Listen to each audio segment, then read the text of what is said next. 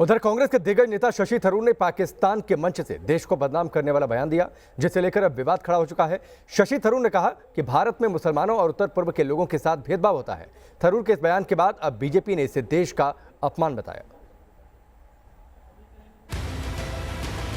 PM Modi के विरोध में देश विरोधी बयान क्यों? पाकिस्तान का गुणगान, देश का अपमान क्यों? मुसलमान है बहाना, मोदी पर निशाना।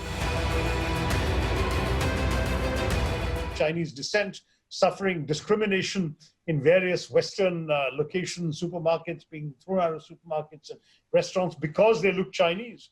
In India, we've had a similar problem with our northeastern citizens who do look a bit different.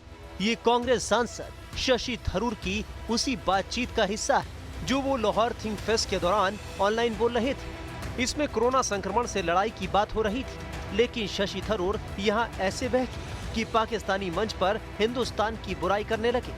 And we've seen the kind of bigotry and prejudice that some of us are fighting against in India, arising again because of the pandemic. A Puritan Islamic sect, the Tablighi Jamaat, had held a major gathering just before the first lockdown in India, whose attendees spread the infection to many states when they returned home. And this was used to justify open bigotry and discrimination against Muslims. उन्होंने दिल्ली में हुई तबलीगी जमात की बैठक का जिक्र करते हुए कहा कि इस घटना का इस्तेमाल भारत में मुसलमानों के खिलाफ भेदभाव को सही ठहराने के लिए किया गया। पाकिस्तान के मंच से थरूर ने सरकार पर सवाल उठाया तो बीजेपी ने भी कांग्रेस को घेर लिया। मगर जो भी शशि थरूर जी ने कहा है, उन्होंने भारत का न केवल मजाक बनाया है, भारत को एक बहुत ही खराब परिदृश्य में और बहुत ही इन डिम लाइट डिमीन्ड इंडिया, एक तरह से पाकिस्तान में मीडिया के माध्यम से रोज हमें मालूम पड़ता है कि वहां हिंदुओं के साथ, वहां क्रिश्चियंस के साथ, वहां बौद्धों के साथ क्या हो रहा है। कभी किसी लड़की को अगवा कर ले जाना, उसको जबरन धर्मांतरण कराना, उसको मार गिराना, यह आम बात है पाकिस्तान में। उस पाकिस्तान में, उस लाहौर में जाकर शशि थरूर कह रहे हैं कि भारतवर्ष अपने मुसलमानों के साथ कट्टरता के साथ पेश आ रहा है और पक्षपात कर रहा है।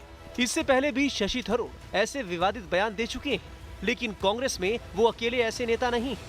इससे पहले कांग्रेस के ही मणिशंकर अय्यर ने पाकिस्तान के एक टीवी चैनल को इंटरव्यू दिया था, जिसमें उन्होंने कहा था कि अगर पाकिस्तान को भारत से द्विपक्षीय वार्ता करनी है तो उससे पहले नरेंद्र मोदी सरकार को हटाना होगा और कांग्रेस को लाना होगा। तो कांग्रेस के दिग्गज नेता सलमान खुर्शीद ने पाकिस्तान जाकर कहा था कि भारत ने दक्षिण एशिया में शांति के लिए पाकिस्तान की पेशकश का माकूल जवाब नहीं दिया। जाहिर है कांग्रेस के लिए ऐसे नेताओं के बयान से सियासी मुसीबत झेलना कोई नई बात नहीं है, लेकिन बिहार चुनाव से ऐन पहले शशि थरूर के बयान के बाद सियासी भूचाल उठना अब तय लग रहा है। Team news nation.